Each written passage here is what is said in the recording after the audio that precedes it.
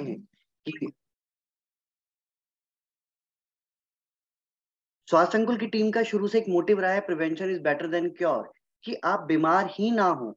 इलाज की बात तो बाद में आती है, और उसके रिगार्डिंग ये वर्कशॉप, ये वेबिनार हम लोग नंबर 3 आज कंडक्ट करने जा रहे हैं, जिसका मेन ऑब्जेक्टिव है कि हम लोग डेंटल केयर कैसे करें, और डेंटल केयर जब होगी तो हम लोग हमारे गट्स को किस तरीके से हेल्दी रख पाएंगे।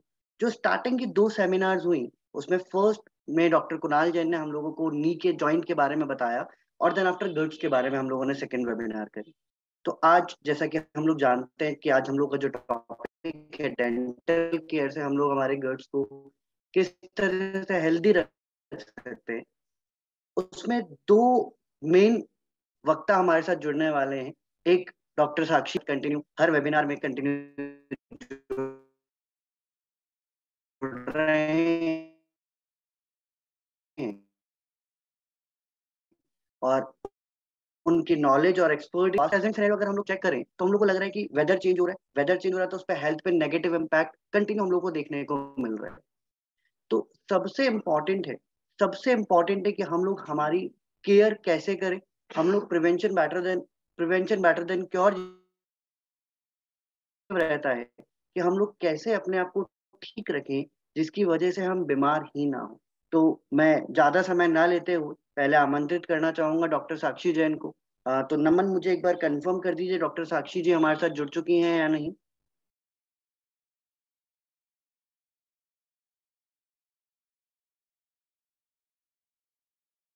डॉक्टर साक्षी जैन हमारे साथ जुड़ चुके हैं, तो मैं सबसे पहले उनको आमंत्रित करूंगा कि डॉक्टर साक्षी जैन आए और अपने विचार रखें कि डेंटिस्ट, क्योंकि डॉक्टर साक्षी जैन पेशे से डेंटिस्ट है और बहुत समय से अपनी सेवाएं लोगों को दे रहे हैं, तो उनको डेंटल केयर के बारे में बहुत ज्यादा नॉलेज है। तो चलिए जानते हैं उनसे कि डेंटल केयर क्यों इंपॉर्टेंट है हमारी गट्स को हेल्दी बनाने के लिए। Doctor Sakshi Jain. Hello everyone, सबको जय जिने, सभी को प्रणाम। थैंक यू रोशन भैया। जैसे कि अभी आपने बताया कि हम बहुत फ्रीक्वेंटली बीमार हो रहे हैं, लेकिन अगर हम बीमार ही ना हो तो उसके लिए जरूरी है कि हमारे बॉडी सिस्टम को समझे। देयर इज अ सेइंग कि healthy our oral cavity, healthy will be our immune system, our gut and our joints will be. हम सब ने सुना होगा या हमने पहले के सेशंस में सुना भी है कि कैसे जो हमारी गट है उसका हमारे बॉडी के इम्यून सिस्टम का, हमारे जो बॉडी के मेजर वाइटल ऑर्गन्स है जैसे हार्ट हो गया या ब्रेन हो गया, उसको वो कैसे इम्पैक्ट करता है। बट बहुत ही कम लोगों को पता है या बहुत कम एसोसिएशन हमने सुना है कि वो कैसे हमारी ओरल कैविटी से एसोसिएटेड है। तो इसको हम ऐसे समझे कि जैसे एक चीज होती है जो हमारी, जब भी हम सबसे पहले कुछ खाते हैं तो वो सबसे पहले हमारी ओरल कैविटी में जाता है, उसके बाद वो हमारे इंटेस्टाइन में एंटर करता है और फिर ही वो हमारी बॉडी में ट्रैवल करता है। लेकिन अगर हमारा इनटेक ही अच्छा नहीं होगा तो हमारा आउटपुट कैसे अच्छा हो सकता है। तो बहुत सारी प्रॉब्लम्स है, जैसे बैड ब्रीदिंग हो गई, यानी हमारी मुंह से बदबू आना, उसका सबसे बड़ा रीजन है कि हमारे स्टमक हमारा अपसेट रहता है या हमारे स्टमक रिलेटेड इश्यूज है। उसके अपोजिट अगर हम देखें तो बहुत लोगों को जैसे बहुत सारी दिक्कतें होती है, जैसे एसिडिटी का इशू हो गया या वॉमिटिंग की दिक्कत होती है, नोजिया रहता है, उनके दांत आगे चल के इन फ्यूचर में इरोड हो जाते हैं, यानी ज्यादा घिसने स्टार्ट हो जाते हैं, जो हमें इंडिकेट करते हैं कि हमारे जो दांत है, जो हमारी ओरल कैविटी का है, उसका हमारे गट से, हमारे इंटेस्टाइन से बहुत ही स्ट्रॉन्ग कनेक्शन है। अकॉर्डिंग टू मेडिकल साइंस ऐसा कहा जाता है कि जो हमारे 30% डाइजेशन है, जो हमारे फूड का डाइजेशन होता है, वो हमारे ओरल कैविटी में ही कंप्लीट हो जाता है। और इसमें हमारे कौन मदद करते हैं? हमारे दांत और हमारा गोल्डन लिक्विड, दैट इज हमारा सलाइवा।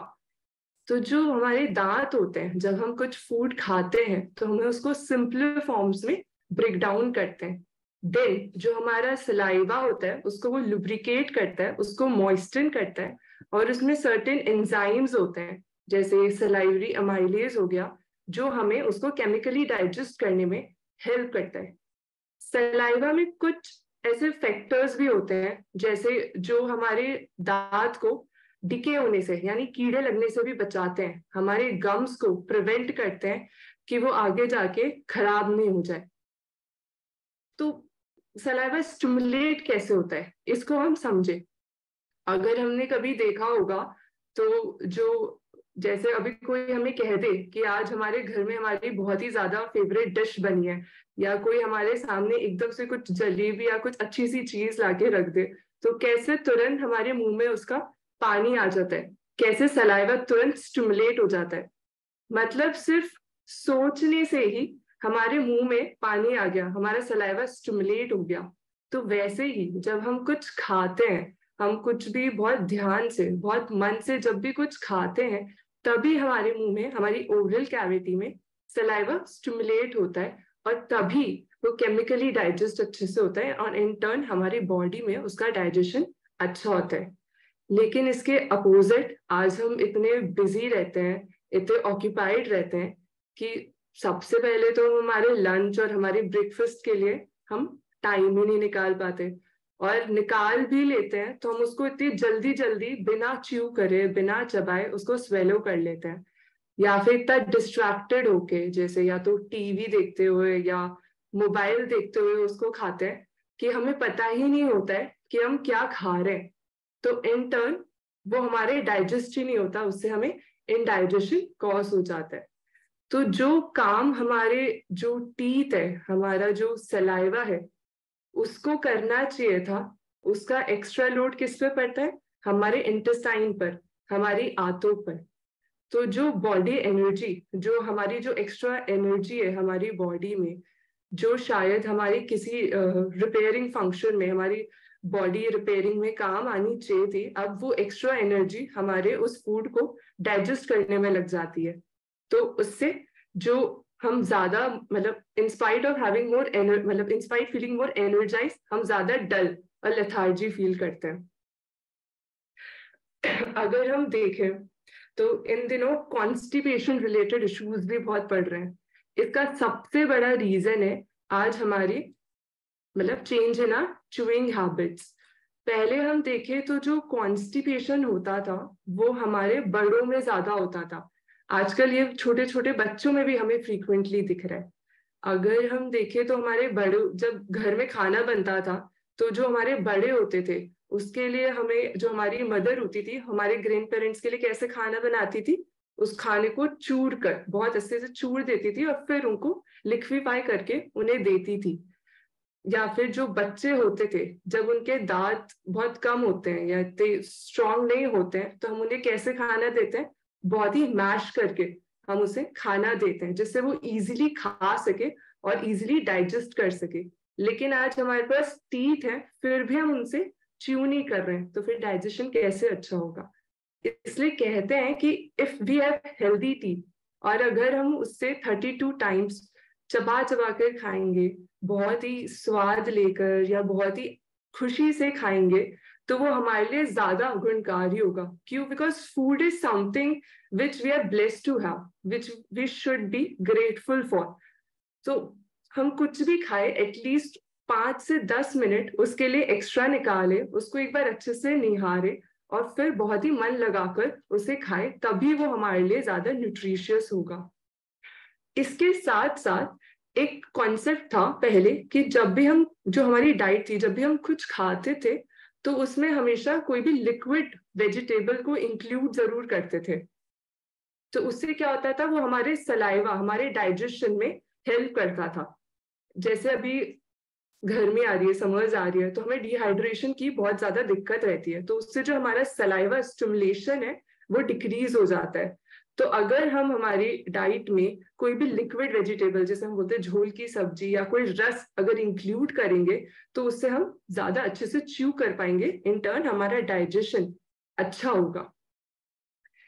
नेक्स्ट जो हमारे दांतों की खराबी का सबसे बड़ा कारण है वो है हमारी change in our eating habits. Specially जो आज एक वर्किंग क्लास पीपल है, जो वर्क फ्रॉम होम कल्चर चला है, उसमें क्या है, उन लोगों को एक मंचिंग हैबिट्स डेवलप हो गई है। मतलब कुछ ना कुछ खाते रहने की आदत, जैसे वेफर्स हो गए या कुकीज हो गया या बिस्किट हो गया, जो भी हमें जब भी मिला हमें उसे उठाकर खा लेते हैं, तो इससे सिर्फ गट रिलेटेड इश्यूज जैसे मोटापा बढ़ना या फिर गैस्ट्राइटिस हो गया या फिर हमें भूख नहीं लगना, यही सब कारण नहीं हो रहे।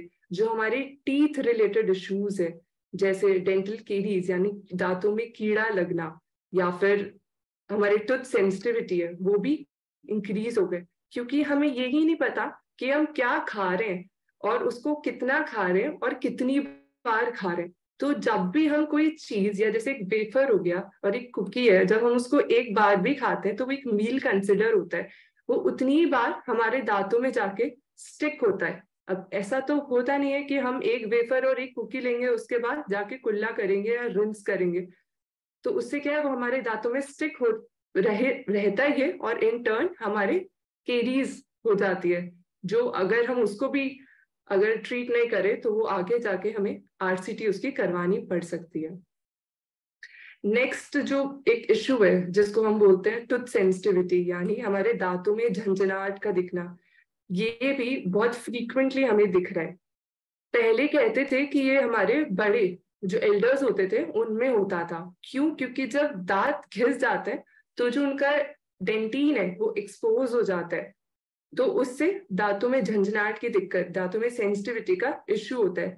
लेकिन आज यंगस्टर्स जो यूथ्स है उनमें भी हमें ये जो प्रॉब्लम है बहुत फ्रीक्वेंटली दिख रही है, और वो भी डिस्पाइट कि उनमें कोई भी इरोजन नहीं हो रहा, कोई भी दिक्कत नहीं हो रही, फिर भी हमें उनमें सेंसिटिविटी का इश्यू मिल रहा है। इसका सबसे बड़ा कारण है हमारी ये फ्रीक्वेंट ईटिंग हैबिट। तो ये कोई टूथ प्रॉब्लम नहीं है, ये कोई टूथ डिजीज नहीं है, ये एक सिग्नल है जो हमारी बॉडी हमें दे रही है कि something wrong is happening in our body and we should be aware of that and we should get it cured. In spite हम क्या करते हैं, हम उस रूट कॉज को सबसाइड कर देते हैं और ऐसा मेडिकेशन लेते हैं जो उसके सिग्नल्स को ब्लॉक कर दे। तो हम इसमें क्या कर सकते हैं? तो इसके लिए कहा जाता है नियम पूर्वक खाना, मींस एक कंप्लीट सेट ऑफ मील लेने के बाद ही, उसमें थोड़ा सा पॉज देने के बाद ही हम नेक्स्ट मील पर प्रोसीड करें। तो उससे सिर्फ हमारे डाइजेशन ही अच्छा नहीं होगा, हम बार बार जो हमारे दांतों में स्टिक हो जाता है उसको भी हम प्रिवेंट कर सकते हैं। और जब भी हम कोई मील ले उसके बाद हम एक हैबिट बनाए कि जो हमारे हम कुछ भी या तो पानी से या नॉर्मल किसी से भी एक बार रिंस कर ले, एक बार कुल्ला कर ले। नेक्स्ट जो तीसरी हैबिट है जो हमारे टूथ रिलेटेड इश्यूज को कॉज करती है वो है हमारी change in our food habits, that is हमारी हमारी आहारचर्या का बदलाव। इफ वी सी कि पहले जो हमारे एल्डर्स होते थे या जो बड़े होते थे उनके दांत इतने कमजोर नहीं होते थे, या वो बहुत ही समय से पहले ही वो गिर नहीं जाते थे या टूट नहीं जाते थे। इसका सबसे बड़ा कारण था उनका डाइटरी इंटेक। वो ऐसी डाइट लेते थे जो उनकी दांतों की खूब एक्सरसाइज करवाता था, जैसे गन्ने का चूसना हो गया या गन्ने को छीलना हो गया या ज्यादा रॉ फ्रूट्स खाना हो गया, चने खाना हो गया। उससे जो उनके दांत है उसका ब्लड सर्कुलेशन इंक्रीज होता है, इन टर्न उनके जो दांत है वो ज्यादा मजबूत बनते हैं। और फिर वही फाइबर्स जब हमारे पेट में जाते हैं तो उससे जो हमारा डाइजेशन प्रोसेस है वो भी अच्छा होता है और जो हमारे डाइजेस्टिव ऑर्गन्स है वो भी अच्छी तरह फंक्शन करते हैं। लेकिन आज इसके अपोजिट हम ऐसा फूड खाते हैं जो हमारे दांतों के साथ साथ हमारे गट को भी बहुत नुकसान पहुंचा रहे हैं, जैसे बहुत ही रिफाइंड या बहुत ही प्रोसेस्ड फूड खाना, या लाइक चीज हो गया, बर्गर या पिज्जा या फिर ब्रेड, इसका एक्सेसिव कंजम्पशन करना। आज हम फ्रूट्स को भी एज ए जूस के फॉर्म में ले रहे हैं, या फिर रॉन्ग कॉम्बिनेशंस जैसे हॉट एंड कोल्ड कॉम्बिनेशंस, गरम गरम तवे से उतरती हुई चपाती खाना, या फिर खाना खाने के बाद चिल्ड वाटर को यूज करना, या गरम कोई भी चाय या दूध पीने के बाद ठंडे पानी से कुल्ले कर लेना। उससे जो हमारे गम रिलेटेड इश्यूज है वो आज बहुत ही फ्रीक्वेंटली बढ़ रहे हैं। जो हमारे दांत है वो हमारे समय से पहले ही गिर रहे हैं। इसका सबसे बड़ा रीजन हमारे hot and cold wrong combination ही है। तो इन छोटी छोटी हैबिट्स को हम चेंज करें, हमें अपनी आदतों को बदले, हमारी डाइट में हम चेंज करें, हम ये देखें कि हमारी बॉडी को क्या रिक्वायर्ड है, उसके अकॉर्डिंग ही हम हमारी डाइट को चेंज करें। इसी को आगे कंटिन्यू करते हुए मैं कुछ पॉइंट्स डिस्कस करना चाहूंगी, जिससे हम हमारे टूथ जो भी ओरल ट्रीटमेंट्स है, जैसे फिलिंग्स हो गई या आरसीटीज हो गई, हम इसको कैसे प्रिवेंट कर सकते हैं। इसमें सबसे पहले है हमारे ब्रशिंग टेक्निक, मींस हमें ब्रश कैसे करना चाहिए। पहले तो एक हमें ये हैबिट बनानी चाहिए कि हमें रोज मॉर्निंग एंड इवनिंग खाना खाने के बाद हमेशा ब्रश करने की हैबिट बनानी चाहिए। और जब भी हम कुछ खाएं उसके बाद हम कुल्ला जरूर करें। अगर कोई स्पेशली कोई स्टिकी फूड खाए तो उसके बाद तो हम जरूर करें। एक्सेसिव ब्रश करने से भी हमारे दांत घिस जाते हैं। आज हम देख रहे हैं कि साइड से लोगों के दांत खोखले हो जाते हैं, यानी हॉलोनेस हो जाती है। उसका सबसे बड़ा रीजन है कि हम एक्सेसिव उस ब्रश को घिसते रहते हैं।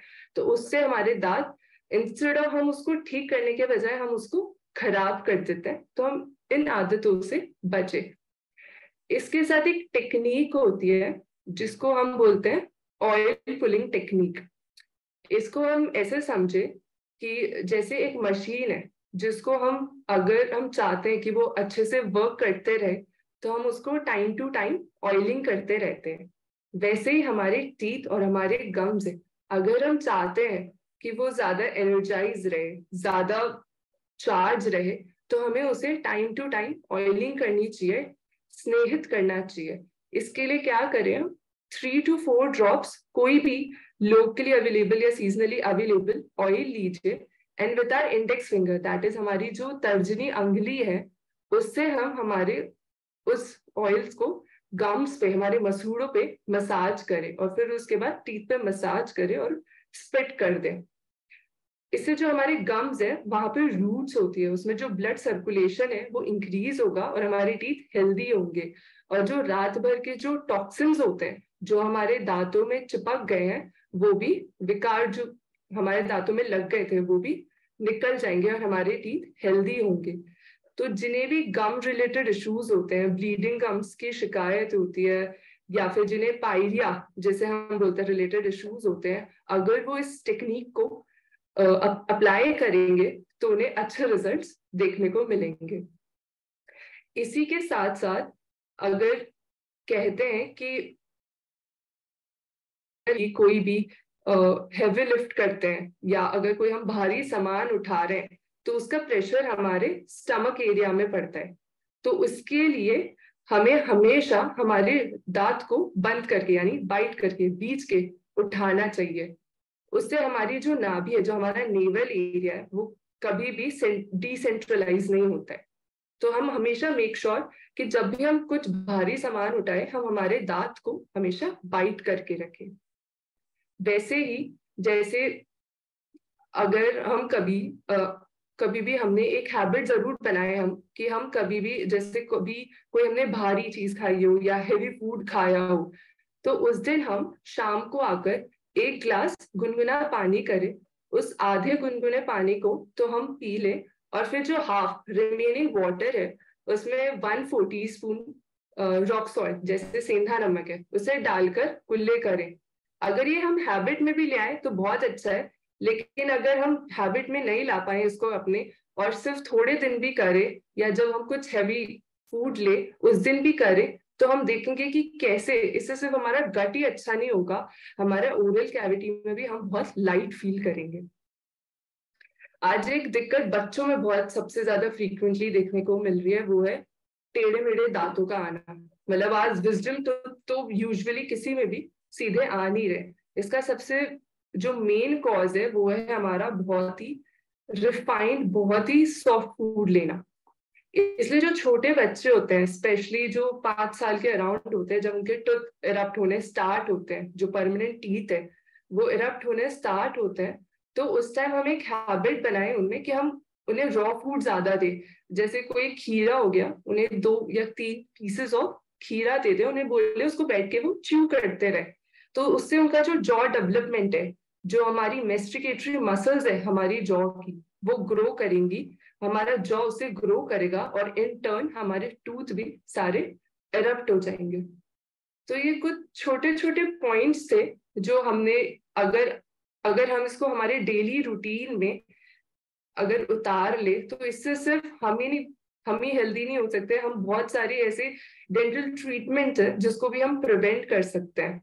जैसे कि अभी आपने बताया कि जो हमारा मेन मोटिव है वो है प्रिवेंशन एंड क्योर। तो जब तक हम इन चीजों से प्रिवेंट नहीं करेंगे तो फिर हम इन टर्न तो फिर जो डिजीजेस होगी उसको हम ट्रीटमेंट करने के लिए तो बैठे ही हैं। Thank you.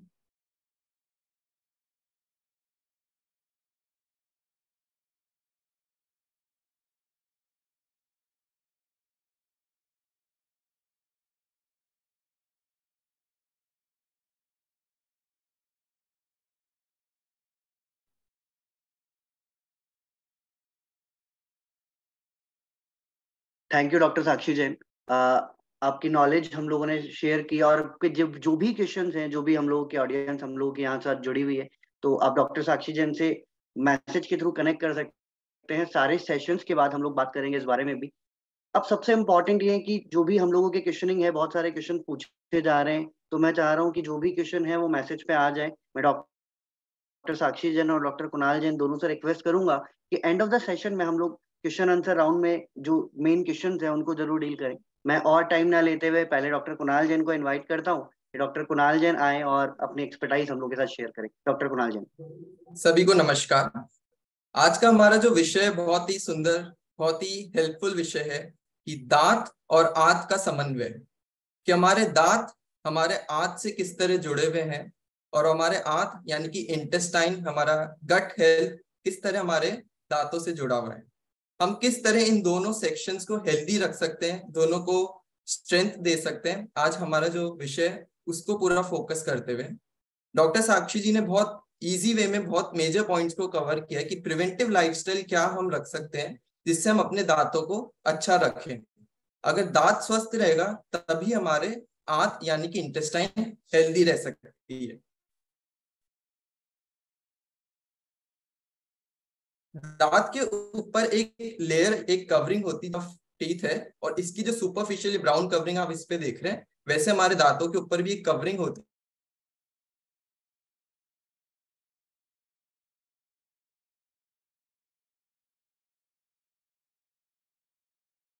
और उसको बेयर कर सकता है। तो सोचिए इनेमल, एक जो कवरिंग जिसको हम आजकल कैप कहते हैं कि दांतों पे कैप, वो इनेमल हमें कितनी मदद देती है कि कोई भी बाहर का कोई भी केमिकल, कोई भी बैक्टीरिया, कोई भी सडन फोर्स हमारे दांतों को अफेक्ट नहीं करे। 30,000 पाउंड ऑफ कॉम्प्रेहेंसिव फोर्स ये अकेला उसको बेयर करने की स्ट्रेंथ रखता है, और हम अपने हैबिट से, अपनी लाइफस्टाइल से उसको डेटोरेट करते हैं। साइंस कहती है कि सिर्फ 3 मेजर कारण है जो इसको डेटोरेट करते हैं।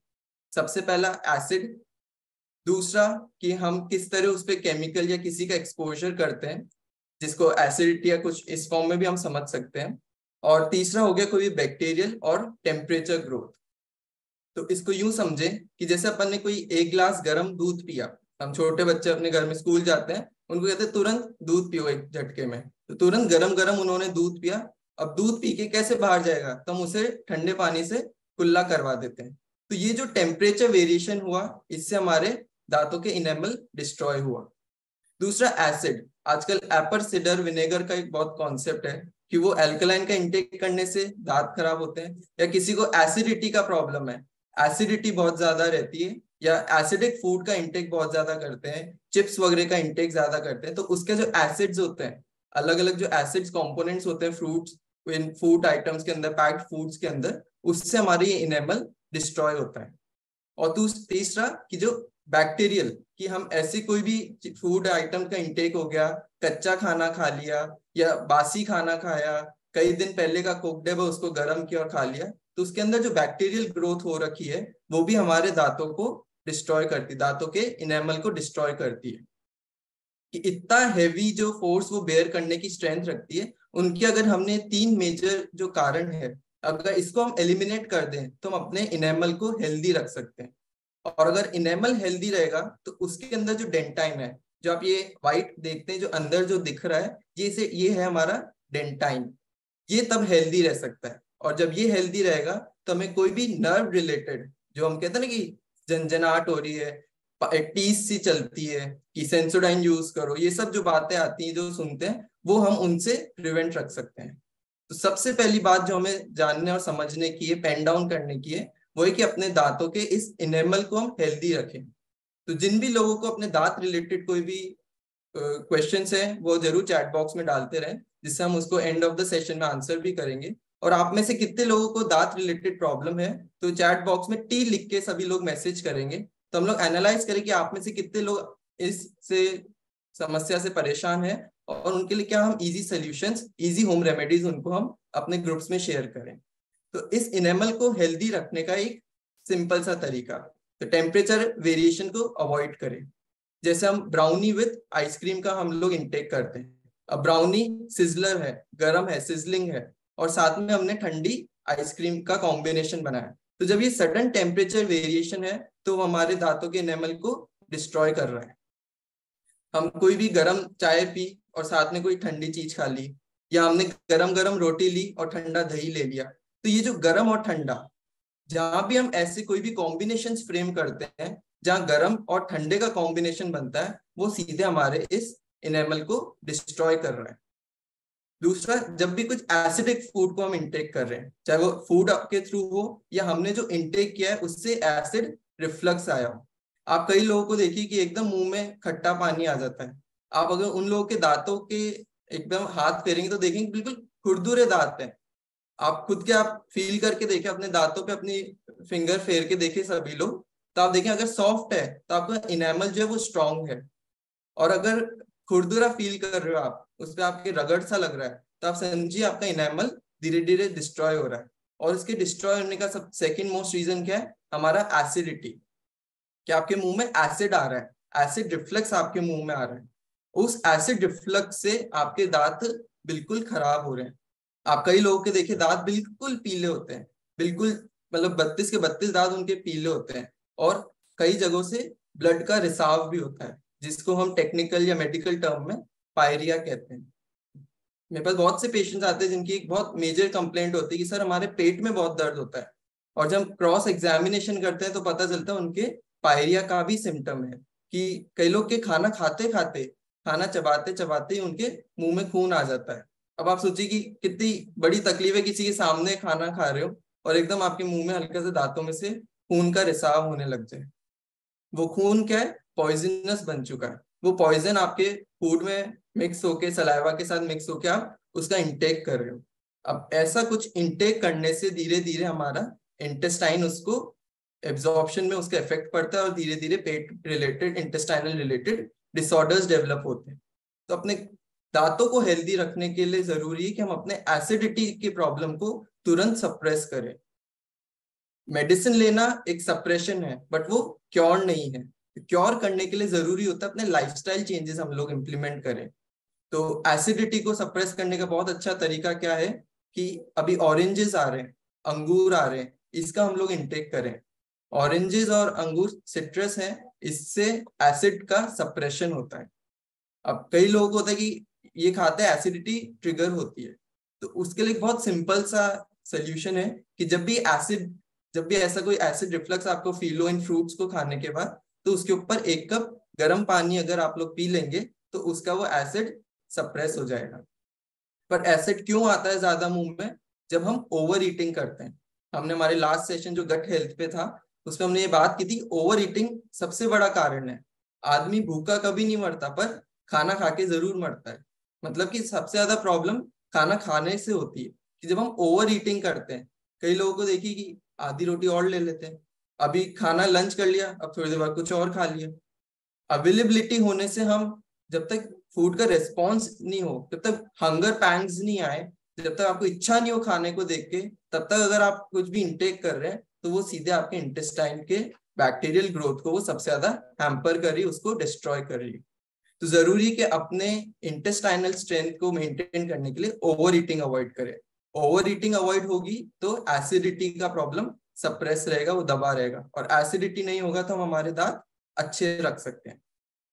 जिन भी लोगों को माइग्रेन का प्रॉब्लम है, सिर दुखता रहता है, उनके लिए बहुत जरूरी है कि वो खाना खूब चबा के खाएं।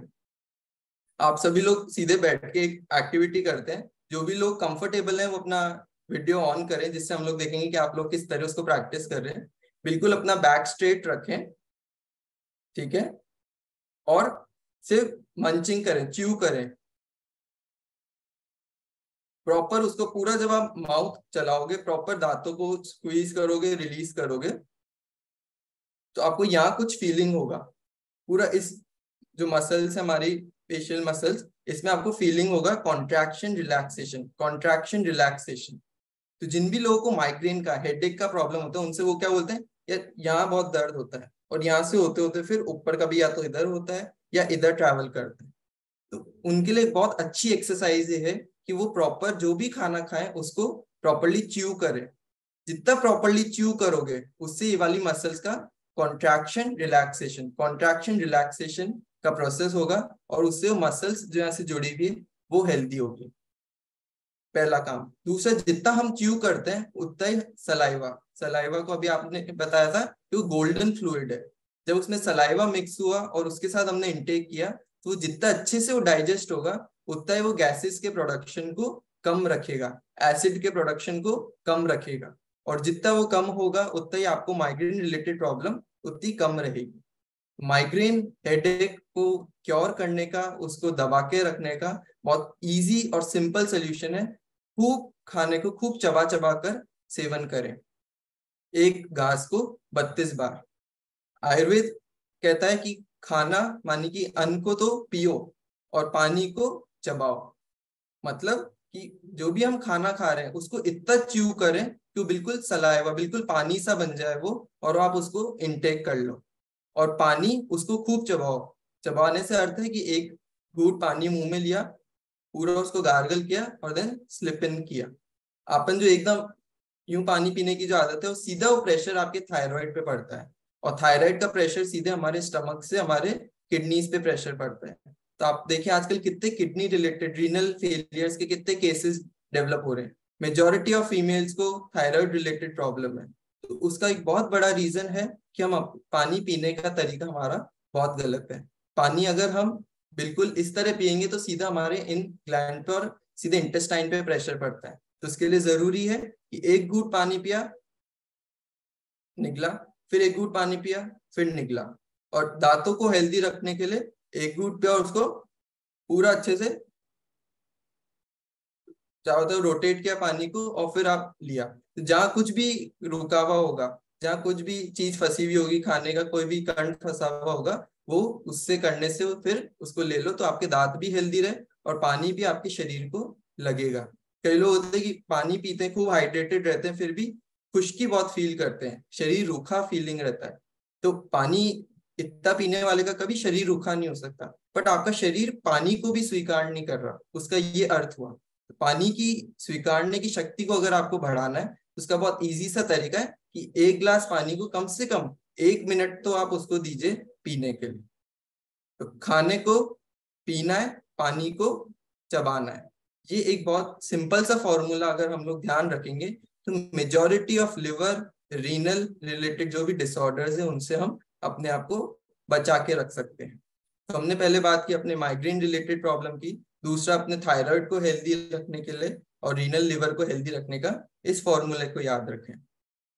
अब खाना खाने के जब हम लोग बैठे हैं, तो क्या ऐसा सिंपल फॉर्मुलेशन करें जिससे हमारा दांत अच्छा रहे और दांत से आंत अच्छी रहे। तो उसका एक बहुत इजी सा तरीका है कि एक घूंट गर्म पानी पहले मुंह में ले, पूरा अच्छे से गार्गल करें और उसको स्पिट कर दें। तो जो भी माउथ में आपके कोई भी बैक्टीरिया होगा, कोई भी इन्फेक्शन होगा, कोई वायरस होगा, तो आपने अच्छे से जब गर्म पानी से कुल्ला किया और उसको स्पिट कर दिया, तो आपने उसको वहीं से निकाल दिया, अंदर जाने का प्रवेश उसको नहीं दिया। और जो यहाँ रह गया, अब वो तो हम नहीं निकाल सकते बाहर, तो उसके लिए क्या करें, दूसरा जो घूंट है गर्म पानी का उसको आप निगल लें। तो यहाँ जो भी बैक्टीरिया वायरस होगा वो सीधे आपके इंटेस्टाइन में जाएगा। और क्योंकि हमें खूब भूख लग रही है, तो खूब भूख लग रही है तो उस वक्त हमारी इंटेस्टाइन की हीट क्या है, बहुत हाई लेवल पे, बाइल एसिड लेवल जो है बहुत हाई है। अब कोई भी एसिड इतना हाई होगा, उस पर आप कोई भी वायरस बैक्टीरिया जाएगा, वो तुरंत डिस्ट्रॉय हो जाएगा। तो वो जाने से वो सीधे वो बैक्टीरिया वायरस इंटेस्टाइनल हीट की वजह से वो डिस्ट्रॉय हो जाएगा। और फिर उसके बाद आप जो भी खाना खाएंगे वो आपको हेल्प मिलेगी, उससे आपके दांतों में भी कोई असर नहीं आएगा और आपके इंटेस्टाइन की एब्जॉर्प्शन रेट भी उससे इंक्रीज होगी। तो जब भी खाना खाने बैठे हम क्या करेंगे, एक घुट गर्म पानी, उससे कुल्ला अच्छे से करें, जितना अच्छे से कुल्ला करेंगे चारों तरफ अच्छे से करके उसको स्पिट कर दीजिए, और दूसरी बार वाला हम धीरे से उसको निगल लें, जिससे जहां भी कोई भी इन्फेक्शन कुछ भी होगा वो सब क्लियर आउट हो जाए। और उसके 2-3 मिनट 5 मिनट बाद अपना खाना शुरू करें। एटलीस्ट अपने लंच में भी अगर हम लोग ये प्रैक्टिस करेंगे, क्योंकि लंच हमारे पूरे 24 घंटे का सबसे इंपॉर्टेंट मील होता है, उसमें हम सैलेड्स भी लेते हैं, कोई भी 2 तरह की रोटी भी लेते हैं, सब्जी, कोई फुल मील होता है हमारा जो भी लंच होता है। तो लंच को हम जितना एक्टिवली हम उसको प्रॉपरली इंटेक करेंगे, उतना ही हमारा बचे हुए 23 घंटे हमारे लिए उतने एनर्जेटिक होंगे। अगर हमने लंच को सिर्फ आधा घंटा से 45 मिनट भी दिया, तो आप बचे हुए 23 घंटे अपने आप को उतना हेल्दी रख सकते हो। और वो आधा घंटे से को भी समय हमने ढंग से नहीं दिया, उसमें भी जी चुराया, फटाफट 10 मिनट में खाना खाया, तो आप बचे हुए 23 घंटे और 50 मिनट दुख ही पाएंगे। तो इसलिए कहा जाता है कि खाना जितने आराम से, जितने शांति से आप उसको ग्रहण करेंगे, इंटेक करेंगे, उतना ही आपके बचे हुए घंटे एनर्जेटिक होंगे। सिर्फ लंच पार्ट को अपना हेल्दी हम बनाना शुरू कर दें, उसको प्रॉपरली इंटेक करेंगे, तो हम अपने दांतों को हेल्दी रख सकते हैं। तो अपना लंच का क्या फ्रेमवर्क हमें बनाना है कि सबसे पहले जल मानी कि हमने इस तरह पानी पी लिया। फिर दल मानी कि कोई दलिया का इंटेक करो, कोई सेमी सॉलिड जो फूड हो, जैसे हमने खिचड़ी बना ली, चाहे गेहूं का दलिया बना लिया, जो भी लुब्रिकेटिव हो। कि भाई हम दलिया कैसे बनाते हैं, मैं सभी पेशेंट्स को यही सलाह देता हूँ नाश्ते में या लंच में, कि शुरुआत आपने दलिये से करी। दलिया क्यों? क्योंकि वो लुब्रिकेटिव होता है। जब भी हम दलिया सेकते हैं तो उसमें 1-1.5 चम्मच अच्छा घी डाल के उसको जब सेकते हैं, तो उसके दाने ने उसके घी को बिल्कुल पी लिया है। और जब हम उसको शुरुआत में इंटेक करते हैं, तो पूरा फूड पैसेज को सब जगह वो लुब्रिकेशन हो जाता है। तो दलिया, तो 1 कटोरी दलिया हम लोग लंच की शुरुआत में लें। जल, दल, उसके बाद क्या आएगा, बल। बल मानी कि सॉलिड्स, कि हमने रोटी खाई, सब्जी खाई, साथ में कोई सूप जैसा कुछ लिया, जैसे दाल हो गई, कढ़ी हो गई, कुछ भी लिक्विड जो साथ में हमने लिया, वो बल। तो जल, दल, बल। फिर थोड़ी देर बाद जब हमने कंप्लीट कर लिया, तो चाहो तो फल ले सकते हैं, कोई भी इच्छा हो तो फल, एक फल का उस वक्त इंटेक करें। और उसके एंड में श्रीफल। श्रीफल का अर्थ होता है नारियल। आप सोचिए नारियल कहाँ उगता है, सबसे हाईएस्ट, सबसे ऊंचाई का जो फल है पूरे विश्व में, वो कौन सा है? श्रीफल, नारियल सबसे ऊंचाई पे उगता है। तो जो जितनी हाइट पे उग रहा है वो उतना ही हमारे ब्रेन के लिए हेल्पफुल है। तो नारियल का हम लोग खाना खाने के बाद इंटेक करें। नारियल पानी की मैं आपको इधर सलाह नहीं दे रहा हूँ, मैं आपको इधर सलाह दे रहा हूँ नारियल की। कि कोकोनट, नॉर्मल कोकोनट, उसको हमने चाहे तो गीला हो चाहे सूखा हो, हम उसको अलग अलग प्रिपरेशन भी बनती है, उसको हमने जैसे छोटा सा मुखवास टाइप कुछ बना लिया, उसमें हमने उसको मिक्स कर लिया। चाहे गीला अगर नारियल आपको मिल रहा है तो उसके छोटे छोटे टुकड़े बना लिए, साथ में मिश्री, और मुंह में रख के उसे खूब च्यू किया। जितना च्यू करोगे अगेन वो हमारी पूरी फेशियल मसल्स और मैसेटर मसल सब पे वो उसको हेल्प करेगा। उसको प्रॉपर च्यू करने से हमारे सारी यहाँ के नर्व स्ट्रेंथ मिलेगी, सारी मसल्स को स्ट्रेंथ मिलेगी, और हेडेक माइग्रेन को वो रिलीव करेगा।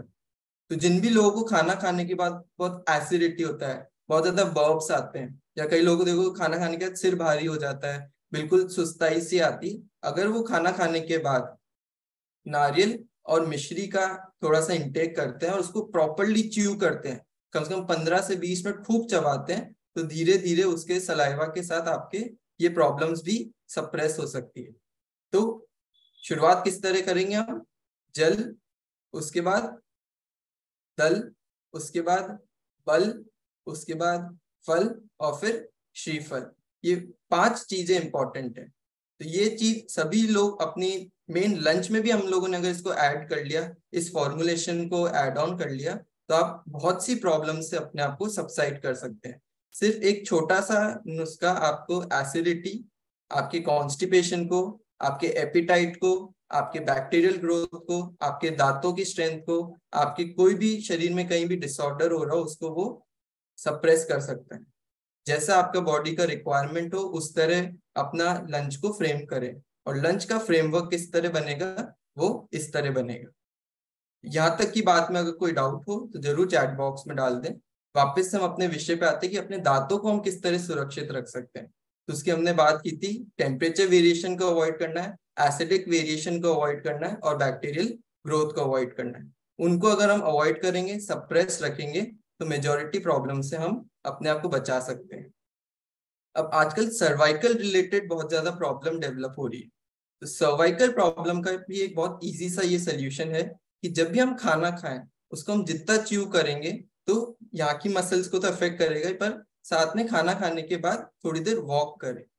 वॉक करने से जब आप कमर सीधी रख के वॉक करते हैं तो उसका ब्लड फ्लो हमारे लोअर बैक को भी हेल्प करेगा और अपर सर्वाइकल और ब्रेन को भी हेल्प करेगा। तो खाना खाने के बाद जरूर 100 कदम चलने चाहिए। आयुर्वेद में कहा जाता है शतपथ गमन, कि 100 स्टेप्स जरूर खाने के बाद चले। हम लोग का शाम का बड़ा अच्छा एक रूटीन बन जाता है, सभी लोगों को खाना खाया फिर वॉक करने जाते हैं, बट रिकमेंडेड होता है कि ओनली 100 स्टेप्स ही वॉक करें। बहुत धीरे धीरे हम नारियल मिश्री खाया और 100 कदम चले। 100 कदम चल के बहुत स्लो वॉक होनी चाहिए, कोई फास्ट वॉक मॉर्निंग वॉक जैसी हम इवनिंग वॉक नहीं बनानी है हमें। बहुत स्लो वॉक, बहुत जेंटल वॉक, धीरे धीरे 100 कदम 150 कदम कंप्लीट करें। फिर घर आके गर्म पानी का इनटेक करें। उससे आपका एपिटाइट मेंटेन रहेगा और आपके डाइजेशन की प्रोसेस अच्छी रहेगी। और जितना डाइजेशन प्रोसेस अच्छी होगी वापस से उसका रिफ्लेक्स हमें कहाँ दिखेगा, हमारे दांतों पे। तो दांत की सुरक्षा की जिम्मेदारी है हमारे आंतों की, और आंतों की सुरक्षा की जिम्मेदारी है हमारे दांतों की। इन दोनों का जो कॉम्बिनेशन है, समन्वय है, वो इस तरह हम बना के चल सकते हैं। अब हम बात करते हैं कुछ घरेलू नुस्खों के ऊपर कि हम अपने दांतों को किस तरह सुरक्षित रख सकते हैं। उसके 3 मेजर चीजें हैं। पहला नीम, कड़ा नीम, दूसरा सरसों का तेल, और तीसरा सेंधा नमक। जिन भी लोगों को अपने दांतों को सुरक्षित रखना है उनके लिए जरूरी है इन 3 चीजों को अपने घर में जरूर रखें। पहला नीम, कि अगर आपको अपने दांतों में से इन्फेक्शन को मिटा के रखना है, आपको बैक्टीरियल ग्रोथ नहीं होने देनी है। कई लोगों के दांत बिल्कुल जैसे हिल रहे हो और उसमें से खून का रिसाव हो रहा हो, मतलब कि बैक्टीरियल ग्रोथ हो रही है। तो अगर उसको आपको प्रिवेंट करना है तो बहुत सिंपल सा सोल्यूशन है कि नीम के पानी से हम दांतों को कुल्ला करें। आपको ध्यान हो कि अपने घर में बड़े बुजुर्ग पहले नीम की लकड़ी से उससे दातुन किया करते थे। सभी लोग इसको स्वीकार करते हैं। जिन्होंने भी ये चीज देखी अपने परिवार में वो चैट बॉक्स में वाई लिख के भेजें कि किन किन के परिवार में ये चीज का चलन था और हमने उससे अपने आप को कैसे दूर कर लिया। उसका अगर आपने देखा हो तो जो एग्जैक्ट उसकी एक पॉइंटेड नहीं, मतलब उसको जो फाइबर था उसको एक आगे से नुकीला बनाते थे कि जिससे वो धीरे धीरे उसको करे। हमने उस बात को ना समझ के सिर्फ लकड़ी ले ली और उसको तुरंत करते हैं, पर उससे हम तुरंत लगते हैं हमारे जो इतने सॉफ्ट टिश्यू होता है वो डैमेज होने का नुकसान हो सकता है। इसलिए उसके लिए पहले अगर आपने कोई घर में बड़े बुजुर्ग हो उनसे पूछना कि उस लकड़ी को आगे से थोड़ा पॉइंटेड और उसको थोड़ा छीलते थे और फिर उससे अपने दातुन करते थे, कि उससे हमारे जो भी गम्स है, गम्स की स्ट्रेंथ डेवलप हो। और दांतों में जो उसको च्यू करते दबाते हैं तो उससे बिल्कुल दांतों में एक स्ट्रेंथ डेवलप होती है। जिन भी लोगों को सेंसिटिविटी का प्रॉब्लम हो उनके लिए बहुत अच्छा सोल्यूशन है कि नीम की लकड़ी से या नीम से उससे अपने दातुन करें। बट क्योंकि वो चीज अब प्रैक्टिकली पॉसिबल नहीं है तो सिर्फ नीम के पानी से भी अगर आप कुल्ला करेंगे, गार्गल करेंगे, जो भी बैक्टीरियल ग्रोथ हो रही है हमारे माउथ में उसको हम उससे बिल्कुल क्लियर कर सकते हैं। तो खूब अच्छे से गार्गल करें वार्म वाटर से और फिर स्पिट आउट कर दें। दूसरा ऑयल पुलिंग। ऑयल पुलिंग का आप सभी ने कॉन्सेप्ट सुना होगा और अभी डॉक्टर साक्षी जी ने भी बताया ऑयल के ऊपर कि अगर 5-7 बूंद हम सिर्फ सरसों का तेल लें और अपनी तर्जनी उंगली से अगर उसकी मालिश करते हैं सिर्फ उसके गम्स पे अच्छे से उसको लगा के, तो उसको किस तरह कर सकते हैं कि रात में आप 5-7 बूंद अपने हाथ में लीजिए, उंगली लगा के और बिल्कुल अच्छे गम्स में चारों तरफ उसको लगा के और छोड़ दे 5-7 मिनट 10 मिनट उसको जितना सलाइवा आ रहा है माउथ में उसको स्पिट आउट करते रहे और बाद में निवाए पानी से कुल्ला करके और फिर सो जाएं। आप ये करेंगे तो उससे आप देखेंगे कि आपके गम्स में स्ट्रेंथ आने लग जाएगी। हमने मेरे पास एक पेशेंट आया, उनका RCT उन्होंने करवाया बट बाद में जब एनेस्थीसिया ऐसा कुछ दिया होगा तो उसके बाद उनके थोड़े गम्स में और इधर बिल्कुल माइग्रेन का उनको इश्यू डेवलप हुआ। तो जब हमने उनको ये ऑयल पुलिंग का कॉन्सेप्ट करवाया और ये इजी मसाज करवाई तो विद इन 1 डे उनको रिलीफ दिखना शुरू हो गया। तो ब्लड को स्ट्रेंथ देने का एक बहुत अच्छा तरीका होता है ऑयल पुलिंग।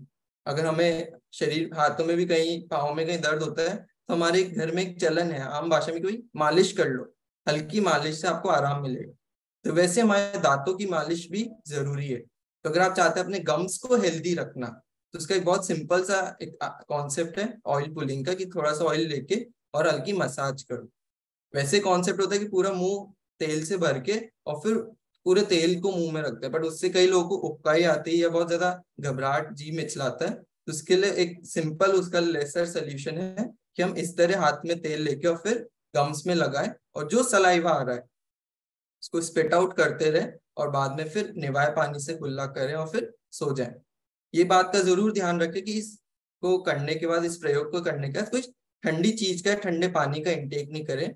जो भी करना है वो गर्म पानी से ही वो प्रयोग होगा। तो पहला था नीम तुलसी, नीम के थ्रू, दूसरा है ऑयल पुलिंग का, और तीसरा है सेंधा नमक।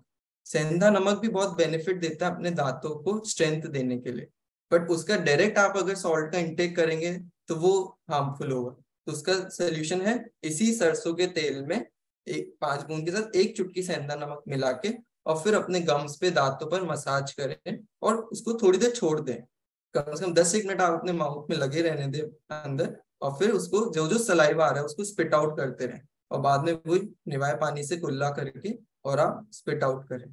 हमने एक फॉर्मुलेशन डेवलप किया पायरिया के ऊपर, कुछ पेशेंट्स पे उसका हमने रिजल्ट्स देखा कि जो पायरिया कई सालों से उनको ट्रबल दे रहा था, उस फॉर्मुलेशन को कुछ दिन लगाने से, प्रयोग करने से उनकी ये प्रॉब्लम सॉल्व आउट हुई।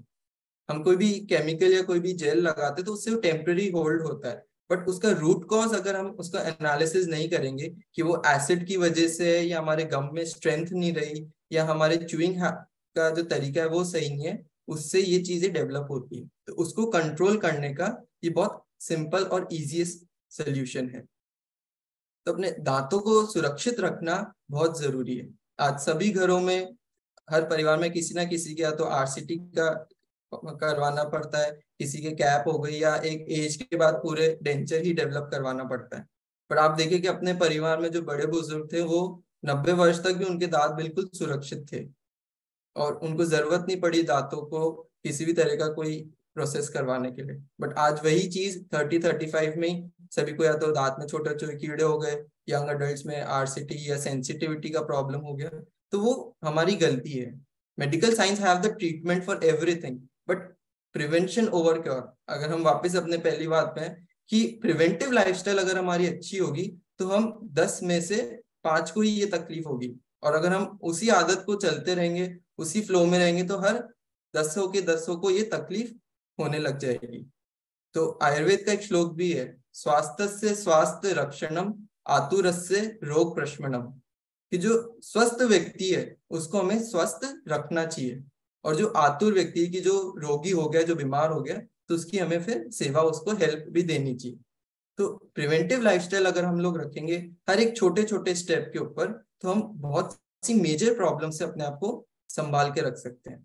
तो जरूरी अपने डेंचर को, अपने टीथ को हेल्दी रखें, और उसके लिए इन बातों का अगर हम लोग ध्यान रखेंगे तो इन सब पॉइंट्स को हम लोग इम्प्लीमेंट करते रहेंगे, अपनी लाइफस्टाइल में ऐड करेंगे, तो उससे हम प्रिवेंट कर सकते हैं बहुत सारी आने वाली प्रॉब्लम से। क्योंकि दांत अगर अच्छे होंगे तो क्या अच्छा होगा, हमारे आंत, और आंत अच्छी होगी तो हमारे दांत।